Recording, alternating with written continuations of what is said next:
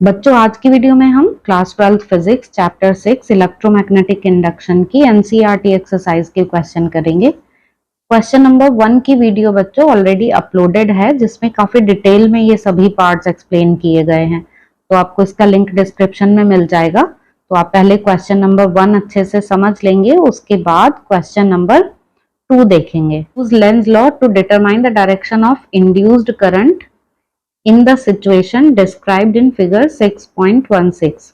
यहाँ बच्चों हमको ये दो फिगर दिख रही हैं, ये ए और बी। इन फिगर्स के लिए हमको यहाँ पर क्या गिवन है, ये ए पार्ट है, a wire of irregular shape turning into a circular shape. तो लेंज लॉ यूज करना है हमें और इंड्यूस करंट की डायरेक्शन फाइंड करनी है। ये है एक इस तरीके का इरेगुलर शेप में वायर जो फिर ऐसे सर्कुलर शेप में कन्वर्ट हो जाता है। तो जब ये सर्कुलर शेप में कन्वर्ट हो जाता है तो इस सर्कल में ये इंड्यूस करंट की डायरेक्शन क्या होगी वो हमें बताना है लेंज लॉ को यूज करते हुए। तो यहाँ पर बच्चों हम ये देख रहे हैं कि जो हमें ये फील्ड गिवन है ये कैसी है, क्रॉस वाली फील्ड। और क्रॉस फील्ड का मतलब क्या होता है कि इनटू द पेज वाली फील्ड है ये। तो मींस जो एग्जिस्टिंग डायरेक्शन है फील्ड की वो कैसी है, इनटू द पेज। और जब ये इरेगुलर शेप ऐसे सर्कल में कन्वर्ट हो रही होगी तो क्या होगा, उसमें इसका एरिया इंक्रीज होगा। और एरिया इंक्रीज होगा तो इससे लिंक्ड जो फ्लक्स है वो भी इंक्रीज हो जाएगा। मींस अब इससे पास होने वाली मैग्नेटिक फील्ड लाइंस का नंबर इंक्रीज हो जाएगा। फ्लक्स इंक्रीज होगा तो लेंज लॉ के अकॉर्डिंग इंड्यूस करंट क्या करेगा, फील्ड को अपोज करेगा फ्लक्स को डिक्रीज करने के लिए। तो जो फील्ड क्रॉस वाली है वो यहाँ पर इंड्यूस करंट की वजह से कैसी बननी चाहिए, डॉट वाली, जिससे इस क्रॉस फील्ड को अपोज किया जा सके।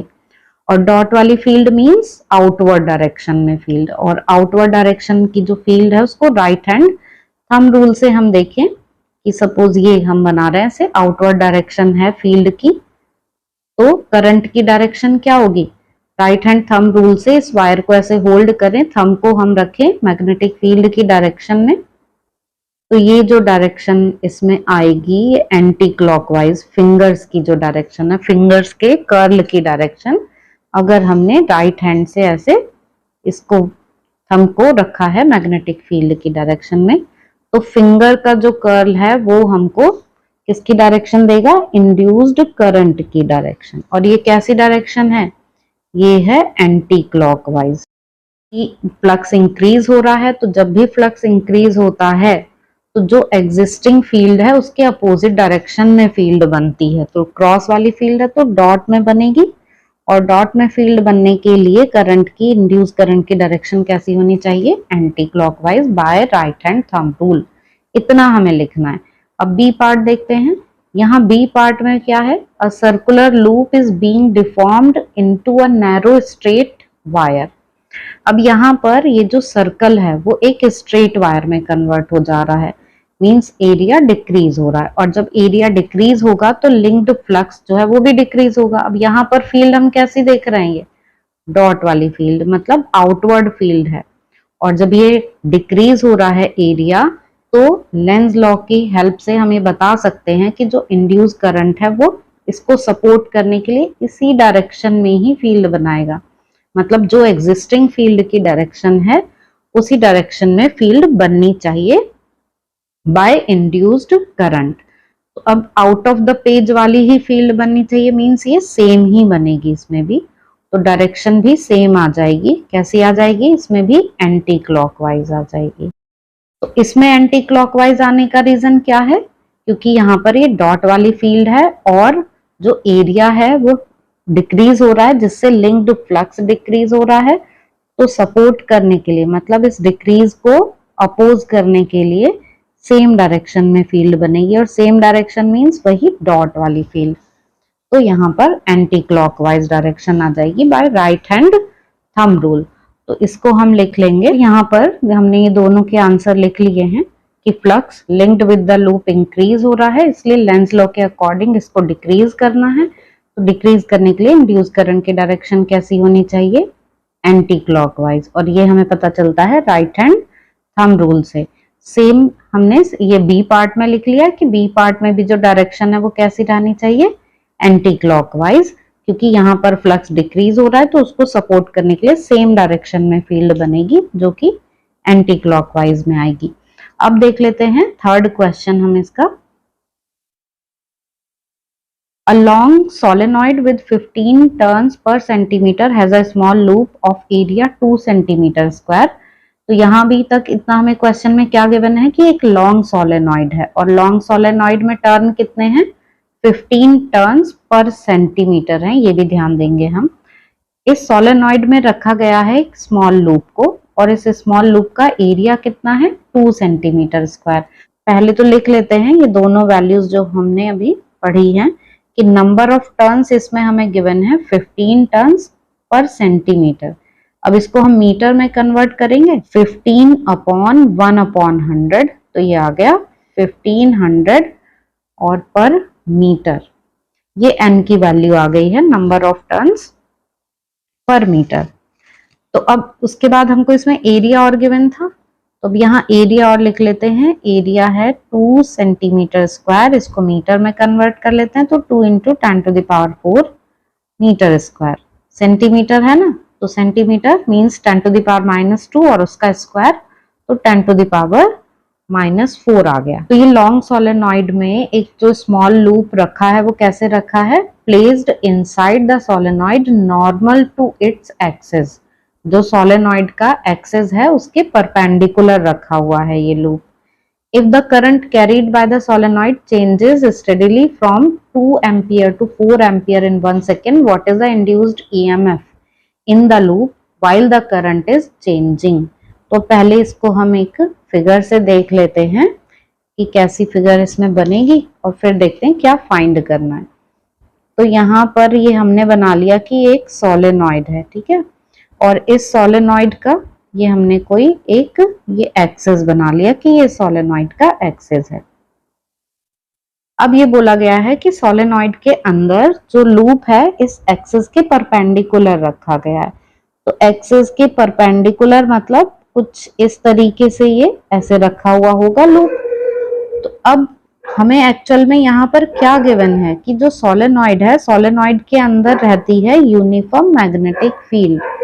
मीन्स ये लूप जो है अब हमें ये समझ में आ जाएगा कि इस मैग्नेटिक फील्ड में कैसे रखा हुआ है।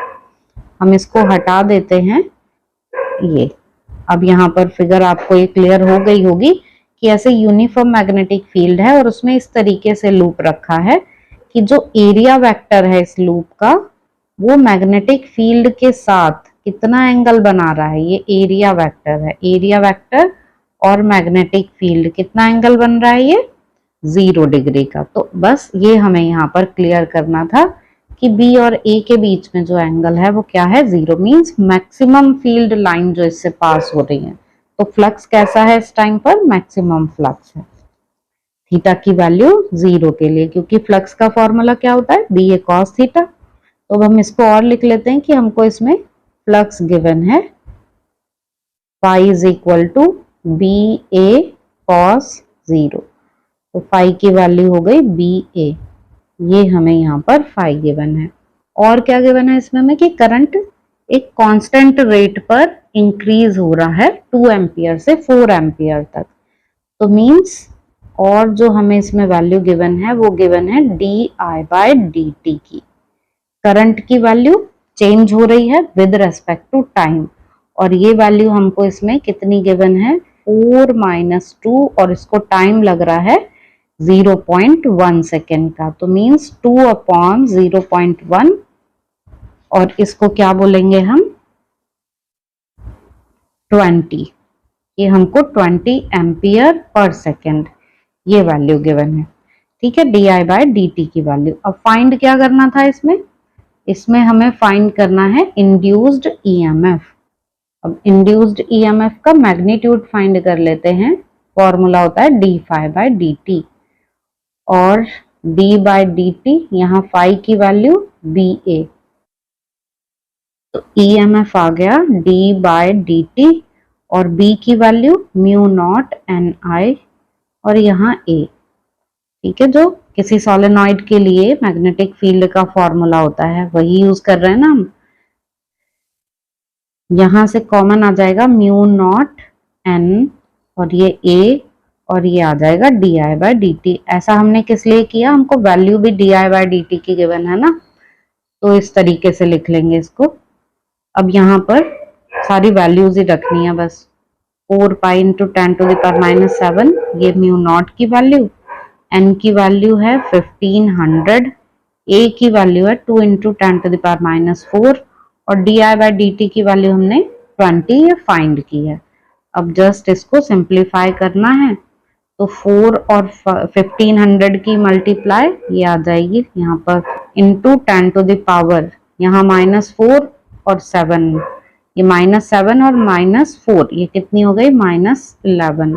अब मल्टीप्लाई करने के लिए 20 और 2 बचता है, तो ये कितना हो गया 40 और रह गया एक ये पाई।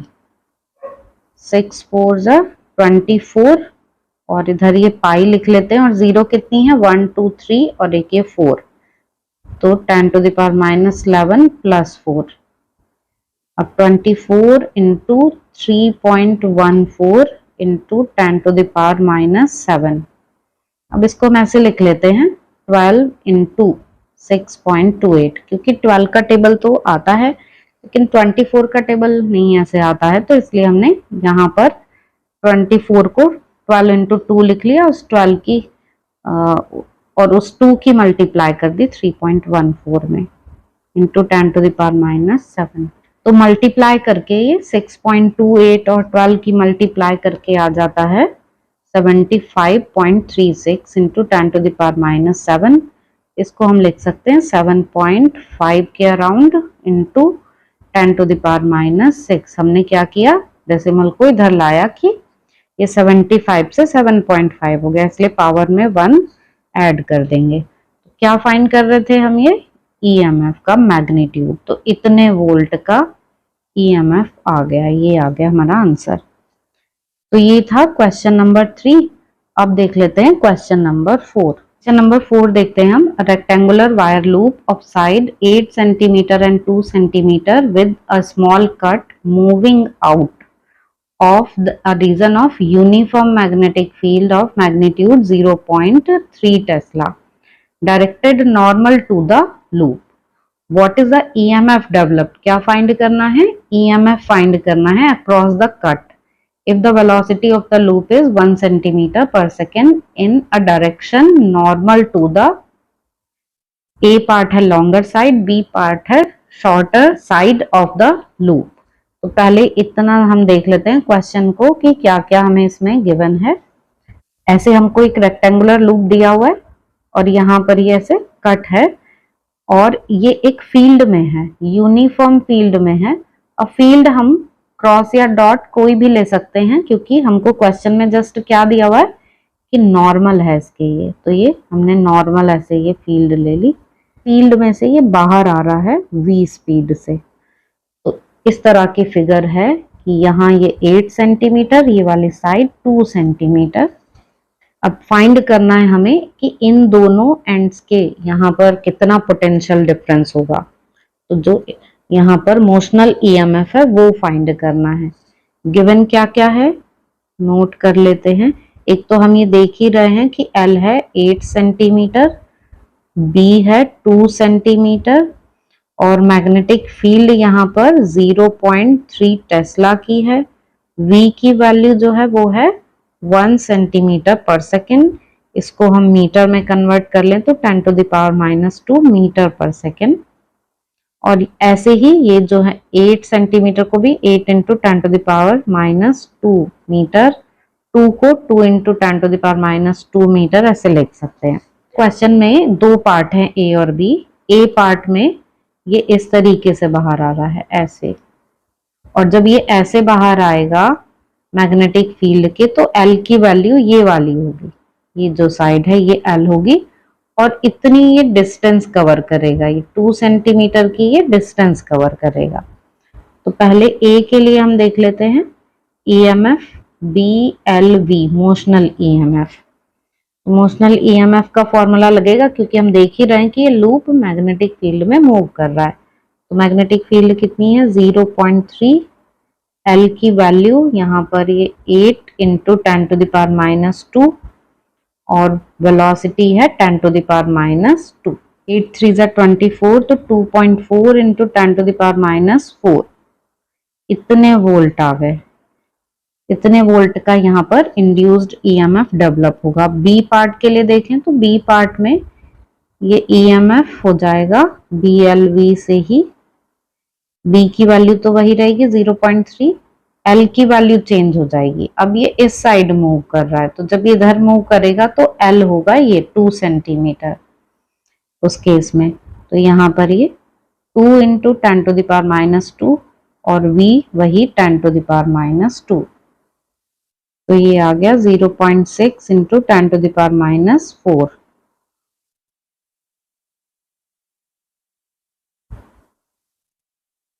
यहाँ पर इसको लिख देते हैं कि ये है B और ये है A केस। आगे क्वेश्चन में है for how long does the induced voltage last in each case. Means यहाँ पे हमें टाइम फाइंड करना है जितनी देर तक ये ईएमएफ रहेगा। तो टाइम फाइंड करना है तो अब A पार्ट के लिए ही टाइम फाइंड कर लेते हैं। तो time is equal to distance upon speed. अब ए पार्ट के लिए देखते हैं डिस्टेंस कितनी है, ये वाला पार्ट है तो कितनी डिस्टेंस कवर करेगा ये 2 सेंटीमीटर की ना। जब ये बाहर आएगा, ऐसे बाहर आ रहा है तो इतनी डिस्टेंस ही तो कवर करेगा। तो ये डिस्टेंस हो गई 2 into 10 to the power minus 2 और स्पीड कितनी है इसकी 10 टू द पावर माइनस 2। तो ये आ गया 2 सेकेंड का टाइम। ऐसे ही बी पार्ट के लिए फाइंड कर लेंगे टाइम। तो B के लिए टाइम डिस्टेंस इस बार कितनी हो जाएगी 8 into 10 to the power minus 2 और नीचे स्पीड कितनी है 10 टू द पावर माइनस 2। तो अब यहाँ पर 8 सेकेंड का टाइम आ जाएगा। तो इसको लिख लेते हैं, ये फॉर A पार्ट है ये और ये है फॉर B पार्ट। तो आपको समझ में आ गए होंगे ये दोनों पार्ट्स बच्चों। आपके इनसे रिलेटेड कोई डाउट्स हो तो आप कमेंट सेक्शन में पूछ सकते हैं।